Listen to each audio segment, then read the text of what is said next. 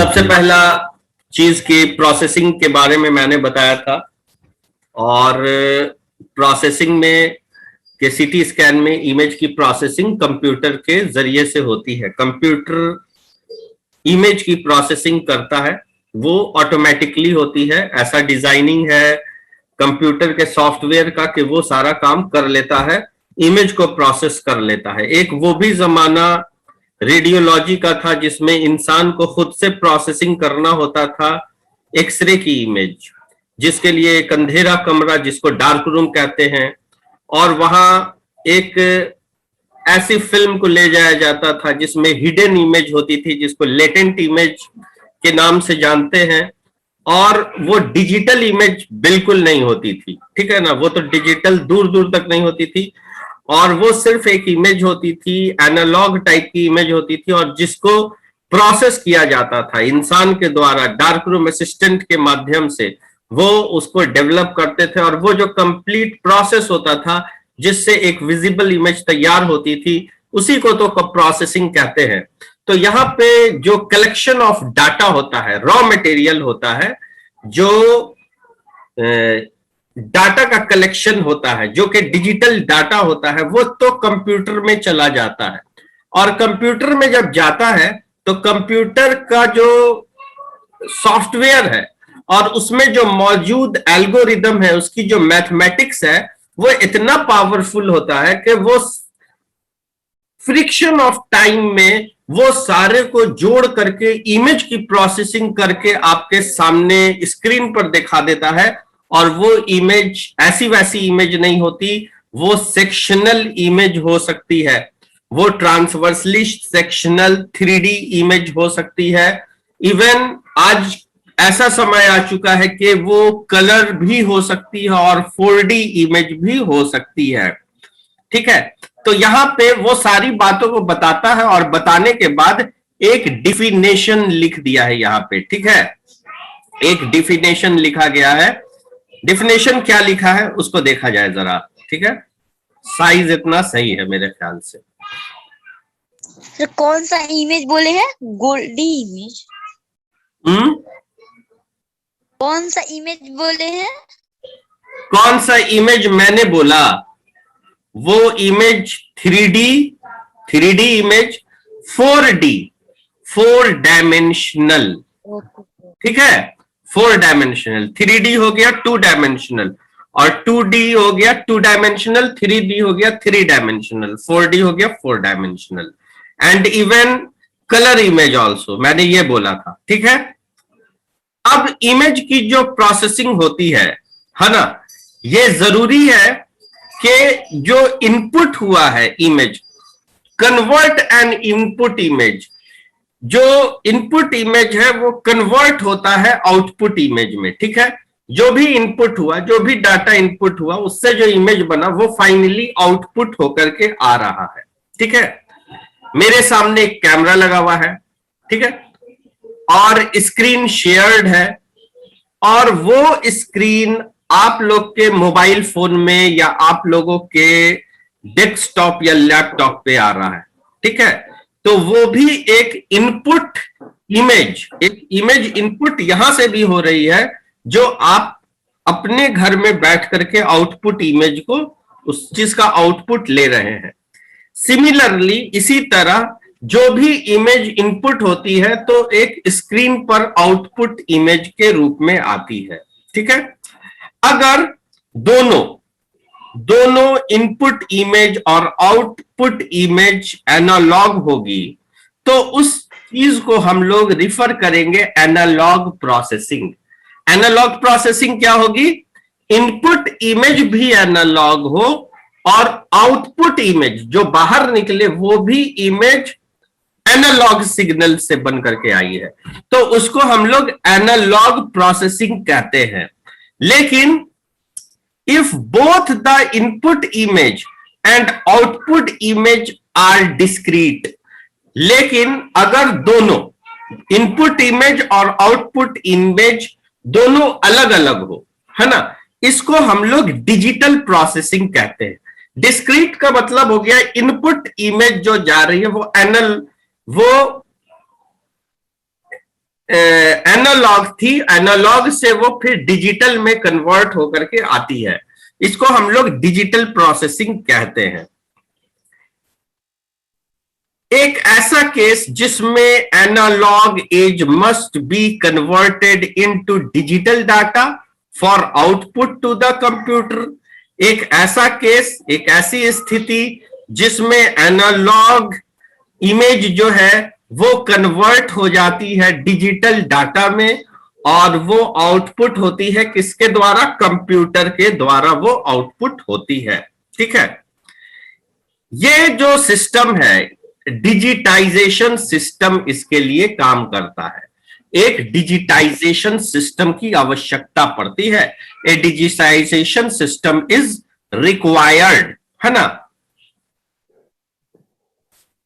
ये बेस्ड होता है रिकंस्ट्रक्शन प्रोसेस पे, जहां पे डिजिटल इमेज चेंज हो जाती है विजिबल फिजिकल एज। एज बोले, एज नहीं होगा, इमेज होगा। ठीक है, तो जब कोई डिजिटल इमेज जो है वो डिजिटल इमेज एक विजिबल फॉर्मेट में आती है। कहां पे आती है वो डिजिटल इमेज? जो है आपका एक आउटपुट स्क्रीन होता है, उस आउटपुट स्क्रीन पे आती है। जैसे आपके मोबाइल फोन की स्क्रीन हो गई, लैपटॉप की स्क्रीन हो गई, टेलीविजन स्क्रीन होगी। तो ये सारी चीज क्या है? एक आउटपुट है, एक आउटपुट डिवाइस है जिसमें एक विजिबल फिजिकल इमेज के रूप में आपके सामने अपीयर हो जाता है, जिसको हमारी आंख रिकॉग्नाइज कर लेती है और उसे हमारा ब्रेन समझ लेता है कि वो क्या चीज। ठीक है, पहले माइक्रोफोन बंद कर देता हूं। Mute all. When anyone has to ask any question, then he or she में स्विच ऑन मोबाइल, ये क्या नाम है, माइक्रोफोन। ठीक है, आप लोगों को पूरा फ्रीडम है, पूरी आजादी, आप क्वेश्चन कर सकते हैं, लेकिन ऐसा खुला रहेगा ना तो खटपट खटपट आवाज होगी। कैसलमैन। हाँ सर, जो यहाँ पे लिखा हुआ है विजुअल फिजिकल एज, ये सॉरी फिजिकल इमेज, तो सर फिजिकल इमेज सर, तो फिजिकल यानी जिसे हम लोग छू सकते हैं, ऐसा कुछ होता है? तो स्क्रीन पे तो हम लोग देख ही सकते हैं सर। हाँ, इसका वो हाँ, तो विजिबल प्रिंट आउट तो नहीं बोल रहा? हाँ, कहीं इसका मतलब जो फिजिकल इमेज जो है सर, विजुअल फिजिकल इमेज, हाँ, इसका मतलब जो फिजिकल पेपर जो फिल्म आता है प्रिंटर, उसके बारे में तो नहीं बोल रहा? चेंज इनटू, नहीं नहीं नहीं नहीं नहीं नहीं, image is changed into visible physical as तो होगा नहीं, ये इमेज होगा, टाइपो एरर है। ठीक है ना, ये टाइपो एरर है। तो इमेज जो है बदलता है एक विजिबल फिजिकल इमेज में। फिजिकल क्या होता है? जैसे मेरी जो इमेज जा रही है ये फिजिकल है, इसमें मेरी फिजिक दिखाई दे रही है, मेरा स्कल दिखाई दे रहा है, मेरी आईज दिखाई दे रही है, नोज दिखाई दे रहा है। तो एक इमेज जब 01 और 01 में होगा तो वो तो डिजिटल है ना, वो एक डाटा है। जब वो अरेंज होता है तो वो एक विजिबल फिजिकल इमेज में होता है। फिजिकल इमेज यहां पर रिफर कर रहे, देखिए यहां पर फिजिकल सिर्फ छोड़ देता तो वो जो है आपका जो है कोई सॉलिड चीज हो जाती। जैसे आप मेरे पास लाइव आ जाएंगे तो आप मेरे को देख सकते हैं फिजिकली, इवन आप अभी भी मेरे को फिजिकली देख रहे हैं। ठीक है, लेकिन ये बोल रहा है फिजिकल इमेज, उसकी जो एनाटॉमी है वो देख रहे हैं। आप लीवर देख सकते हैं, आप स्प्लीन देख सकते हैं, आप पैंक्रियाज देख सकते हैं, आप उसके सारे पार्ट का सेक्शन देख सकते हैं, आप ब्रेन देख सकते हैं। तो ब्रेन देखेंगे तो उसमें वेंट्रिकल देखेंगे, वेंट्रिकल देखेंगे तो उसमें जो फ्लूइड है वो देखेंगे। तो दैट इज फिजिकल इमेज। बात समझ में आ गई? तो यहां पे टाइपो एरर है, टाइपो एरर है ये। ठीक है, एज का मतलब होता है उम्र, टाइम, समय। ठीक है ना, समय को एज इंडिकेट करता है। लेकिन यहां पर image is changed into physical image, खुद का लॉजिक लगाइए ना।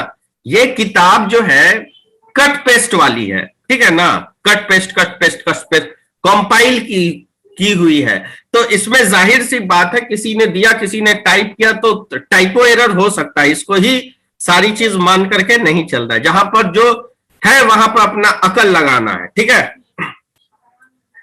कैसलमैन ने 1996 में डिफाइन किया एक प्रोसेस को, है ना, एक सीरीज ऑफ एक्शंस, यानी कि एक एक्शन, दूसरा एक्शन, तीसरा एक्शन, चौथा एक्शन, पांचवा, धाए धाए एक्शन हो रहा है ना, सीरीज ऑफ एक्शन और ऑपरेशन लीडिंग डिजायर्ड रिजल्ट। अगर सीरीज ऑफ एक्शन होता है तो जिस तरह की हमको रिजल्ट चाहिए वो हमें मिल जाती है। सीरीज ऑफ एक्शन कहने का मतलब यहां पर यह भी हो सकता है कि आपका जो एक्सरे ट्यूब चल रहा है वो लगातार एक्शन में है, वो रोटेट कर रहा है और हर एंगुलेशन पे वो रेडिएशन बॉडी को भेज रहा है, जो पेनिट्रेट करके डिटेक्टर को मिल रही है। डिटेक्टर उसको एक सिग्नल के रूप में, जो कि एनालॉग सिग्नल है, उसे लेता है और वो एनालॉग सिग्नल फिर डिजिटल सिग्नल में कन्वर्ट करती है और वो डिजिटल सिग्नल फिर प्रोसेसिंग यूनिट में जाती है, वहां वो प्रोसेस होती है और प्रोसेस होने के बाद फाइनली इमेज का फॉर्मेशन होता है। लेकिन शुरू की जो ये है, ये सीरीज ऑफ एक्शन का ऑपरेशन होता है जो डिजायर्ड रिजल्ट देती है। डिजायर्ड का मतलब जैसी चाहत होगी, डॉक्टर साहब जैसा चाह रहे हैं वैसा रिजल्ट आपको मिल रहा है। Thus, a series of action operation are performed upon an object to alter its form in a desired manner. तो हम लोग इस एक्शन या ऑपरेशन को परफॉर्म कराते हैं और ऑब्जेक्ट को जिस तरीके से देखना चाहते हैं, चाहे उसका हम एक्सियली देखें, चाहे उसको हम कॉर्नरली देखें, अपने डिजायर्ड में मैनर, यानी कि डायग्नोसिस किस तरीके से ज्यादा बेहतर हो सकती है, या उसमें हम लोग कुछ कॉन्ट्रास्ट एजेंट डाल के उसको विजुअलाइज करें या उसका HRCT करके देखें, तो वो अपना डिजायर्ड मैनर से किया जाता है और उस चीज को पाया जाता है। कैसलमैन ने यह भी डिफाइन किया कि डिजिटल इमेज की जो प्रोसेसिंग है ना, सब्जेक्टिंग न्यूमेरिकल रिप्रेजेंटेशन, ये क्या चीज को रिप्रेजेंट करती है, तो ये न्यूमेरिकल रिप्रेजेंटेशन है। ये कैसा रिप्रेजेंटेशन है, डिजिट से बना डिजिटल, तो ये numerical representation of object to series of operation, जिसमें लगातार ऑपरेशन होता है in order to obtain desired result, और इस ऑर्डर से फिर एक डिजायर्ड रिजल्ट हमें एक फिजिकल इमेज जो है स्क्रीन पर अपीयर होकर के आ जाती है। ठीक है, अब आते हैं component of image display.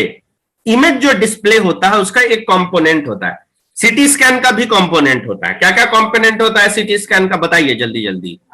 What are the different component of CT scan? उसका एक्सरे ट्यूब हो गया, उसकी गैंट्री हो गई, गैंट्री के अंदर डिटेक्टर है, गैंट्री के अंदर एक्सरे ट्यूब है, ठीक है, उसका काउच हो गया, ठीक है, उसमें माइक्रोफोन लगा हुआ है। तो ये सारा चीज क्या है, ये कंपोनेंट है, ठीक है। इसी तरह जो इमेज बन रही है, अब आप फोकस कीजिए अपने मोबाइल स्क्रीन पर, आप अपने मोबाइल स्क्रीन पे देखिए और एक सिटी इमेज को देखिए। चलिए मैं सिटी इमेज को दिखाता हूं। This is the CT scan of the brain, ठीक है।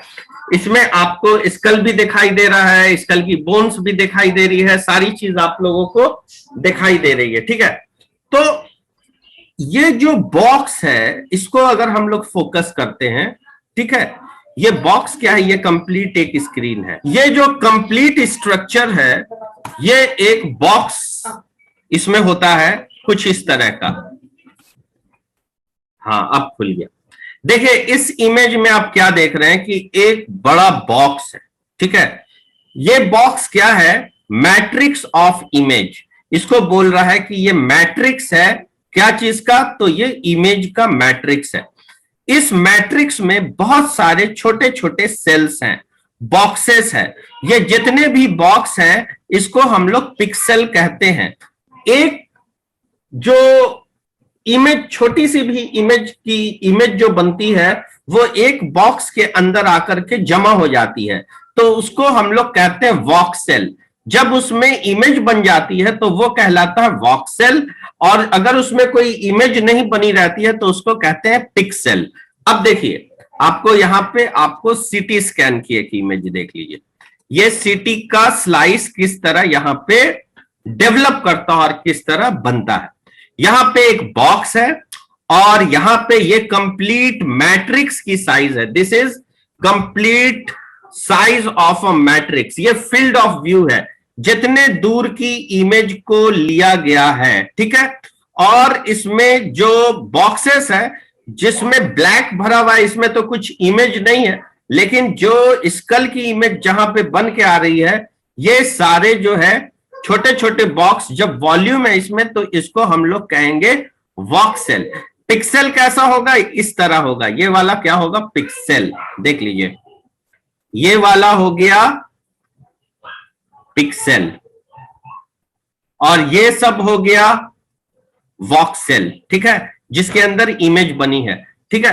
तो इस तरह जो है हमारे मोबाइल फोन की भी स्क्रीन होती है। स्क्रीन पे जितना दूर इमेज बना होता है वो स्क्रीन को हम मैट्रिक्स कह सकते हैं, क्योंकि उस स्क्रीन में बहुत छोटे छोटे छोटे छोटे स्क्वायर होते हैं, इसकी तरह, क्या नाम है, ग्राफ पेपर की तरह। और उस बॉक्स के अंदर इमेज आकर के जमा होती है, डिजिटल इमेज जमा होती है। तो उसके हर बॉक्स को हम लोग कहेंगे पिक्सेल, और उस पिक्सेल के अंदर जो इमेज आकर जमा होती है और मिल करके आपस में जब जुटती है तो एक चित्र का रूप हासिल कर लेती है। तो हर बॉक्स को, जब इसमें चित्र है एक बॉक्स में, तो उसको कहेंगे वॉक्सेल। और ये जब मिलती है इसी स्क्रीन पर तो आपको एक कंप्लीट इमेज का फॉर्मेशन दिखाई देता है, ठीक है। ऐसे ये आप देख रहे हैं यहां पे ये बॉक्स पूरा जो है 1024 इस साइड से भी और इस साइड से भी उसका अरेंजमेंट है, इसमें भरा हुआ है। तो जितना ज्यादा रहेगा ना उतनी बेहतरीन इमेज उसमें बन के आएगी, और जितना ज्यादा रहेगा उतना ये कॉम्प्रेस्ड रहेगा और उतनी शार्प इमेज हम लोगों को देखने को मिलेगी, ठीक है।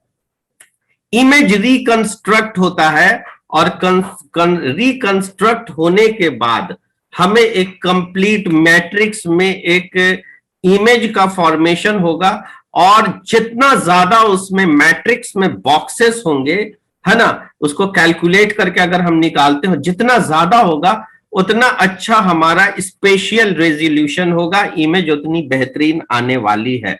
अब यहां पर डिफिनेशन दिया है कि मैट्रिक्स क्या है, cell picture, each matrix cell is a picture element. हर मैट्रिक्स एक कंप्लीट बॉक्स, जो ग्राफ वाला बॉक्स है, इसको हम लोग मैट्रिक्स कहेंगे। ये पूरे बॉक्स को हम लोग मैट्रिक्स कहेंगे, ठीक है। इस पूरे बॉक्स को मैट्रिक्स कहेंगे, और उसके अंदर जो छोटे छोटे सेल्स है ना, वो पिक्चर एलिमेंट है। वो खाली जब रहेंगे तो उसको पिक्सल कहेंगे, लेकिन जैसे ही उसके अंदर कुछ भर जाएगा, कुछ इमेज भरेगी, तो तब उसको हम लोग वॉक्सेल कहेंगे। Each pixel is a two dimensional representation of volume element. हर पिक्सल में 2-डायमेंशनल रिप्रेजेंटेशन होता है वॉल्यूम एलिमेंट का, जिसको हम लोग वॉक्सेल कहते हैं। Voxel size is the product of pixel size. जितना बड़ा पिक्सल होगा, जितना छोटा बॉक्स होगा, उसमें इमेज उतनी ही बड़ी बनेगी। तो ज्यादा बड़ा होगा तो ज्यादा बड़ी बनेगी, ठीक है। अब देखिए यहां पर जो ये पिक्सल की साइज होगी, है ना, वो इतनी बड़ी ही होगी जितना बड़ा इसमें ग्रीन भरा, ठीक है। फिर ये वाला जो पिक्सल होगा, तो ये अभी क्या है, जब इसमें कुछ भर गया तो ये हो गया वॉक्सेल, और जो एम्प्टी है वो है पिक्सल। तो पिक्सल जितना बड़ा होगा उसमें उतना ही अमाउंट में वॉल्यूम जाएगा, ठीक है, इमेज बनेगी उसमें उतना ही बड़ी। तो पिक्सल जितनी बड़ी होगी उतना बड़ा ही उसका वॉक्सेल होगा, ये कह रहा है, ठीक है। वॉक्सेल क्या है, प्रोडक्ट होता है पिक्सल साइज का। जितना बड़ा साइज पिक्सल का उतना बड़ा आपका वॉक्सेल बनने वाला है, ठीक है। आगे आते हैं। Diameter, the diameter of reconstructed image in the field of view. ये जो डायमीटर होता है रिकंस्ट्रक्टेड इमेज का, वो फील्ड ऑफ व्यू में ही होता है। जितना दूर में इमेज बनती है उसको हम लोग कहते हैं फील्ड ऑफ व्यू।